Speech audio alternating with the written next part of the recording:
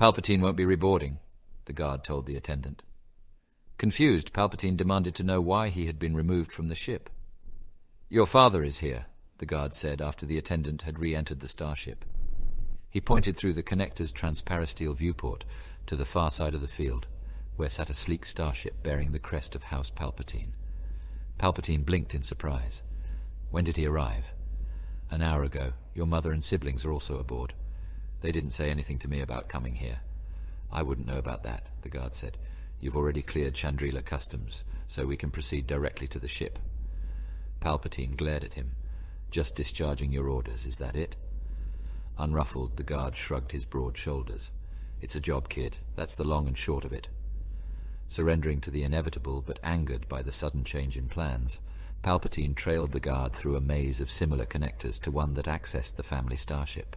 The elder Palpatine was waiting in the entry airlock. Why wasn't I informed of this beforehand? Palpatine demanded. His father nodded for the guard to seal the hatch. Your mother and siblings are aft. I'll join you there once we've completed the jump. Maneuvering around Palpatine, he slipped into the cockpit. Palpatine turned to the airlock hatch and considered leaving while he had the chance, but ultimately thought better of it and went aft, though into not the main compartment, but a smaller one that housed the communications suite.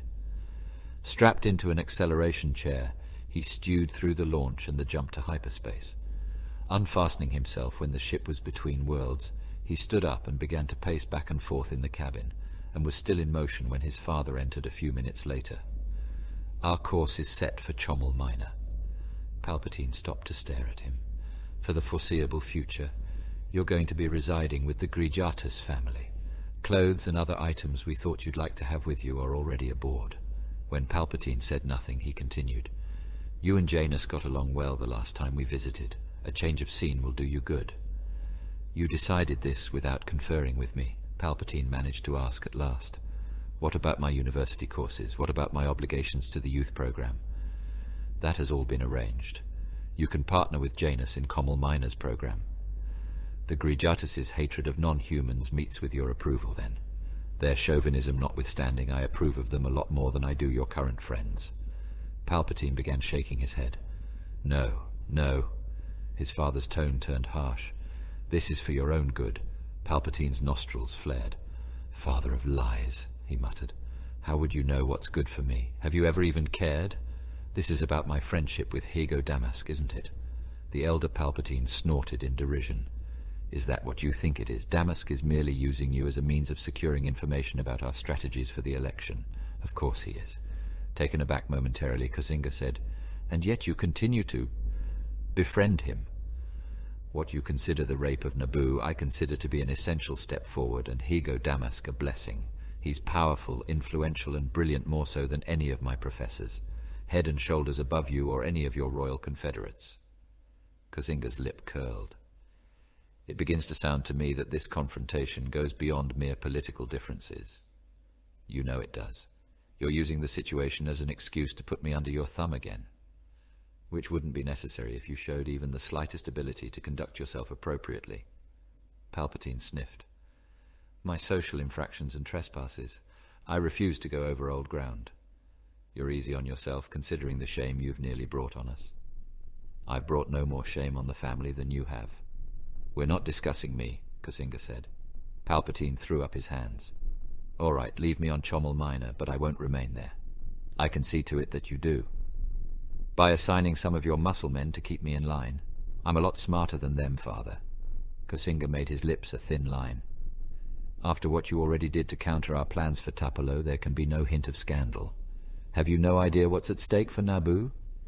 And for you, Palpatine said with a sly smile. The brother of your mistress becomes king, and you attain the lofty position you've always desired, but don't deserve. Cosinga flung his words with cruel abandon. It will be so good to have you gone. Finally you admit as much. Cosinga was suddenly crestfallen. You're as much a mystery to me now as you were when you were young. Palpatine's smile bloomed. Only because you lack the ability to understand me fully. Grandiose as ever. Grandiose, in fact, Father. You have no idea what I'm capable of. No one does. Cosinga exhaled deeply. I know that you are of my blood because I had you tested just to be certain. But in truth I don't know where you came from, who or what you're actually descended from. He glared at Palpatine. Yes, there it is, that glower I have been on the receiving end of for 17 long years, as if you want to murder me. Murder has always been in your thoughts, hasn't it? You've merely been waiting for someone to grant you permission to act. A darkness came over Palpatine's face. I don't need anyone's permission. Precisely. You're an animal at heart. King of the beasts, Father, Palpatine said. I knew this day would come. I've known it since the first moment I tried to swaddle you, and you fought me with a strength that was too powerful for your size or age. Palpatine looked out from beneath his quirked brows. I was born mature, Father, fully grown, and you hated me for it because you grasped that I was everything you can never be. Hated you more than you know, Cosinga said, allowing his ire to rise once more. Enough to want to kill you from the start. Palpatine stood his ground. Then you had better do it now. Cosinga took a step in Palpatine's direction, only to be hurled back against the bulkhead separating the communications room from the main cabin. A female voice from behind the closed hatch asked in distress, "What was that?" Nursing an injured shoulder, Cosinga looked suddenly like a trapped animal, his eyes wide with surprise and fear. He made a move to strike the handplate that opened the hatch, but Palpatine thwarted his effort without raising a finger. Twisting violently around, Cosinga fell over one of the acceleration chairs, bloodying his face as it struck the armrest. A pounding began on the hatch. "Guards!" Cosinga shouted, but the word had barely left his lips when the bulkhead against which he was slouched buckled inward, heaving him face first to the floor and driving the breath from him. Palpatine stood rooted in place, his hands trembling in front of him and his face stricken.